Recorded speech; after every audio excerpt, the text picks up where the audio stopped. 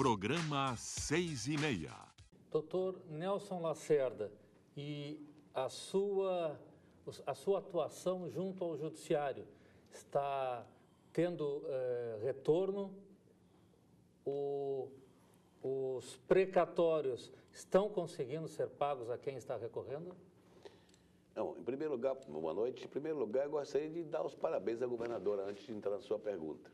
Eu estou vendo, enfim, eu sempre fui um crítico dos últimos governantes, e eu estou vendo, enfim, algumas atitudes sendo tomadas muito interessantes, como a abertura das ações do Banrisul na Bolsa com nível N1 de CVM, que eu acho fantástico, porque é o início de uma modernização,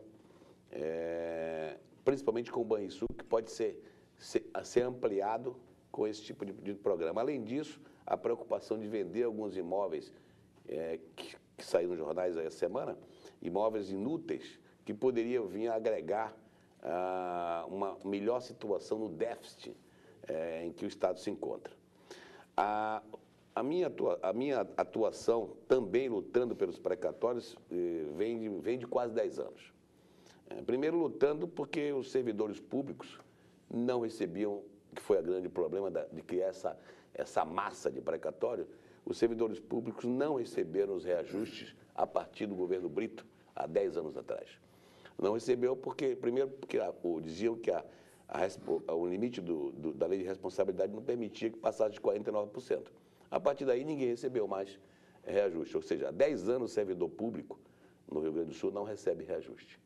E, obviamente, para não perder o direito, eles têm que entrar com ações. Então, começou-se as ações em massa para garantir o direito dos reajustes que não eram recebidos.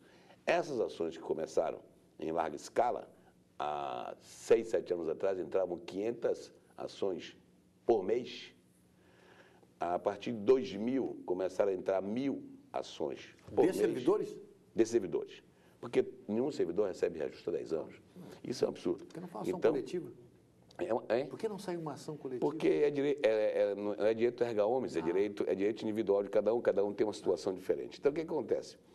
Nós temos hoje uma massa de precatório que eles dizem que é 3 bilhões desde 2003. Se nós colocarmos quase 500 milhões de juros por mês, nós estamos falando hoje numa massa de 5 bilhões a 7 bilhões. Agora, vamos imaginar o seguinte, os últimos dados dizem que até 2002 entravam 2.000 ações novas por mês. A partir de janeiro, agora começou a ser 2.500 ações por mês. Com todos esses atrasos que estamos tendo de pagamento, nós vamos chegar logo a 4.000 ações novas por mês. Nós estamos falando de 5 bilhões e, em pendência e andamento, talvez mais uns 10 bilhões. Bom, só 5 bilhões dariam 500 milhões por mês de precatório. Um levantamento bobo do tribunal, que eu peguei hoje, lá para casa, no escritório, no ano de 2007, foram pagos 31.451, 31 mil reais de precatório. 31 mil. No ano de 2006, foram pagos 2 precatórios. Um de 115 mil, um de 176 mil. Só 2? 2. No ano de 2004, melhorou bastante, Mindelski. Foi pago 30 mil reais. Está aqui, ó. Isso é do tribunal, hein? No ano de 2003, deu uma subidinha, pagou 149 mil. Olha bem, esses números são dos últimos 4 anos, números oficiais do Tribunal de Justiça. Significa o seguinte, não paga 1% do serviço, do juro, da dívida de um mês. Claro, A dívida multiplica monstruosamente. Agora eu pergunto o seguinte, a culpa não é da governadora. A governadora está começando a fazer um trabalho de modernização que eu não esperava que fosse tão rápido. É um câncer que vem de longa data. Isso aí é... O país tem que ser modernizado.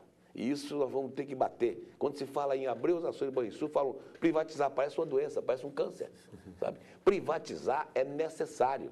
Nós temos que privatizar quase tudo que não é essencial. O governo tem que cuidar do que é essencial. Isso eu bato há 10 anos. Se nós não conseguirmos que o governo cuide só do essencial, nós estamos fritos. Você quer ver uma coisa? Só para reformar o Salgado Filho, para ele ficar nas condições ideais, são necessários 3 bilhões. Você acha que vai ser reformado algum dia? Não. Agora, veja bem, se vendesse o Salgado Filho, sabe quanto ele valeria? Foi vendido agora no aeroporto, um aeroporto em Taiwan, foi vendido por 3,8 bilhões de dólares. O governo de lá recebeu 3,8 bilhões. Com o compromisso da que comprou fazer... Com o compromisso de meta de investimento de 8 bilhões de dólares, 16 bilhões de reais. Ora, isso é investimento de grande escala. Ele diz, não, estão vendendo, botar na cabeça do povo o seguinte, privatizar é vender a coisa do povo. Não, é transformar a coisa que estão sendo usada para gastar a verba pública, o imposto que é do povo, para que o povo possa comprar ação. A gente tem que ensinar o povo, sabe o quê? A ação do Banrisul custa 12 reais. 12. O povo, em vez de botar poupança, tem mais é que pegar esse dinheiro da poupança e comprar ação do Banrisul. Claro. Porque daqui a um dia essa ação do Banrisul está valendo 30, 40 reais cada uma. Agora, o que acontece? O Estado está numa situação tal que não vai pagar precatório. Não tem como. Tem 2,2 bilhões de atrasado. Por mais que eu reconheça a briga do Sinapé, sou parceiro do Sinapé, e eu sou parceiro também a tempo para quê? Para achar uma segunda alternativa. E aí, depois de eu brigar muito para receber, pedimos intervenção de Olívio, fizemos o diabo. Não conseguimos. O que nós conseguimos? Abrimos um caminho no judiciário. E aí, as pensionistas começaram a receber uma parte do valor do precatório em que administradoras começaram a comprar. Ou seja, tem uma segunda alternativa. Essa é a saída, hein? Essa saída e até 2004, quando tinha a lei Brito... O percentual aí. O percentual é que é o problema. Até 2004, quando havia a lei de compensação... na verdade, né? Quando havia a lei de compensação em 2004, sabe quanto se conseguia ver, as velhinhas conseguiam receber do precatório? 49%, 50%. Quando cancelou a lei de compensação, baixou e hoje é 25%, 30%. Não dá também. E a tendência é subir se o judiciário cada vez mais decisão. Quando cada decisão boa, sobe o valor do precatório. Sem dúvida. Doutor Lacerda, a pensionista do IP, tá, que está nesta situação com o precatório, o que deve fazer, então, para que possa, pelo menos, receber uma parcela, né, deste valor? Assim, no começo dessa luta, esse precatório era vendido na rua, para papeleiro, era uma confusão. E nós brigamos muito com eles, porque nós somos só advogados. O que nós fazemos é transformar o precatório em dinheiro para pagar dívida fiscal de empresa. Ou seja, o que nós tentamos fazer é pegar empresas endividadas que não podem, para não fechar e gerar emprego e produção, e utilizar esse precatório junto. Ora, ele tem que vir com deságio para interessar a empresa e quitar a dívida. E, com isso, tem que se buscar no mercado. Hoje, existem administradoras organizadas, porque nós, de certo modo, forçamos para que a coisa fosse organizada, não enganasse ninguém. Então, tem administradoras de crédito comprando precatório. Se precisa vender, vai lá e eles vão comprar, dão toda a segurança sobre isso. Então, procurar a administradora, eu sempre disse que é a segunda alternativa. Imagina uma pessoa que tem R$1 milhão para receber e está passando necessidade, vai ser despejado, recebendo R$2.000 por mês. O Estado não vai dar, o Banrisul não vai emprestar dinheiro em cima de precatório. Ele não tem autorização legal para isso. O que acontece? Se essa pessoa fica desesperada, imagine, pode até morrer de raiva. Eu tenho R$1 milhão para receber e vou ser despejada da minha casa. Ela tem a alternativa de uma administradora séria, vai receber com deságio, e o deságio, como diz, depende de mercado, ela vai receber 20%, 25%, 30%, e essa administradora vai vender para as empresas, e nós, advogados, vamos utilizar no judiciário para pagar dívida de empresas endividadas, que também não vão, que estão brigando com a China, que tem imposto de 10%, né? E aí o que acontece? Nós vamos dar a essa empresa a chance de não quebrar e voltar e gerar mais emprego e mais produção. Então, elas procuram administradoras para vender, aconselham a não vender na rua, aos papeleiros, procurar as administradoras de crédito, já existem várias delas aí, são empresas sérias, compram direito, fazem as coisas do modo correto com elas, com toda a tranquilidade e garantia, porque nós, de certo modo, forçamos isso para que o mercado se estabilizasse e não virasse uma grande desordem, né? Doutor Ricardo, e a audiência do dia 17, como é que vai funcionar?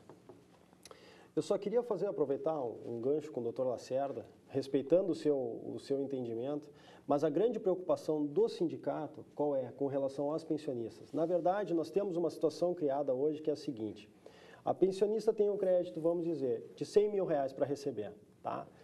O que acontece? Ela está apertada de dinheiro, na situação já está com uma idade avançada, e está vendo que não tem uma luz no fim do túnel para o pagamento daquilo lá. Ela vai lá e vai negociar, vamos dizer, por 20%, tá? O valor do precatório. Vai receber R$20.000. Veja bem o que vai acontecer. Ela, credora, recebe 20 mil reais. O atravessador, que eu vou chamar assim, vamos dizer que seja administradora, vai comprar, corretora, vai comprar esse precatório, pagou os 20 mil reais e vai repassar no mercado para alguma empresa grande que tem um valor que está em dívida com o Estado. Tá? Tudo bem.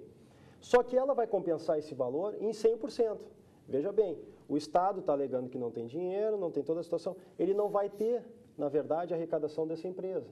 Por quê? Porque vai estar com precatório de 100 mil reais na face. E quem é que saiu perdendo nessa história toda? Duas pessoas. A que mais saiu perdendo foi a pensionista, que é a credora, a precatorista, que recebeu 20 mil, e o Estado, que na verdade está contando em receber 100 mil reais em tributos da empresa e na verdade está recebendo uma moeda que, vamos dizer assim, na verdade é uma moeda podre. Então, exatamente, você falou a palavra assim, a moeda podre. Então, eu digo o seguinte, quem ganha, a economia ganha. Por quê? Nós temos hoje 19 bilhões de dívida na mão do Estado que ele não consegue cobrar 1%. Por quê? Porque as empresas hoje, 70% estão totalmente endividadas. Uma massa de dívida muito grande. E empresas quebrando com a competição externa porque nós temos uma carga tributária muito grande. Essas empresas são as únicas geradoras de riqueza, de emprego, de imposto do país. Eu sempre digo, empresa é super-herói, o resto é acessório. Porque quem gera tudo é elas. Então, essas empresas estão morrendo por falta de impostos. Muito bem. Quando há um encontro, credora, empresa, judiciário, Estado, quem mais perde é o credor. Ele realmente perde uma parcela do precatório dele, mas é melhor perder uma parcela e receber alguma coisa do que não receber nada. A empresa ganha uma diferença de uma dívida que ela já tem arrastando que poderia quebrar. E o Estado, que não tem condição de pagar, se livra de um pedaço da dívida que está parada há muito tempo e que ele não consegue cobrar. Ou seja, normalmente isso é usado na garantia, não na compensação. Não é aquela na frente, o Estado, essa empresa ia pagar no ICM, não pagou e pegou a precatória. Não, se usa na garantia. Muita empresa sai do buraco da garantia exatamente por isso. Se usa para quitar dívida atrasada, que poderia quebrar uma empresa. Mas aí que eu lhe digo, isso no fim não acaba incentivando a empresa a ficar inadimplente e aí ter uma execução fiscal e aí acabar utilizando o próprio precatório como garantia dessa execução fiscal. Não, porque assim, se fosse hoje fechar 19 bilhões com 5 bilhões, nós sobraríamos 14 ainda na mão do Estado de sobra de dívida fiscal. Quer dizer, os precatórios são muito menos que a dívida. Na verdade, o que você tem hoje é uma gama muito grande de dívida que não vai cobrada por falta de capacidade contributiva do contribuinte. Ele não tem capacidade de pagar essa dívida. Doutor Lacerda, 2 minutos aí para o seu encerramento. A palavra é modernizar. Se nós conseguirmos que se entenda que tem que modernizar o país, o que significa que toda a infraestrutura que está sucateada tem que ser vendida e as empresas invistam para que nós tenhamos um país modernizado e atrai investimentos internacionais, nós vamos ter estados e governos menores recebendo muito mais impostos do que tendo despesas, e aí sim eles terão dinheiro para pagar precatórios. Até lá, nós vamos ter, infelizmente, precatórios sendo transformados porque não se paga o reajuste, e depois de precatório não se paga o precatório porque não tem dinheiro nem para pagar os salários. Ou seja, o único caminho que se vê agora é realmente o caminho de utilizar num ajuste de conta no judiciário com o Estado, porque o Estado não tem verba. E também uma carga fiscal gigantesca que deixa as empresas em má situação. Então, essa carga fiscal acaba tendo em conta em que o credor é prejudicado. Mas eu não vejo uma outra alternativa por uma questão econômica. Falta dinheiro até para pagar salário. Por quê? Porque o Estado, como o Mendels disse, é o Estado empresário. Se mete em tudo, agora que as PPs. As PPs vai ser um desastre. Se o Estado como empresário já é um desastre, a corrupção é imensa, você imagine quando o Estado se junta com o empresário. A verba vai sair por ali pelo ladrão, que nem uma beleza. O Estado tem que cuidar só das áreas essenciais: saúde, educação, segurança, pesquisa e justiça. O resto deixa para o particular e cobra o resto, que aí vira tudo a despesa vira toda a receita. Essa aí. Vamos modernizar o país, vamos privatizar para pagar os precatórios.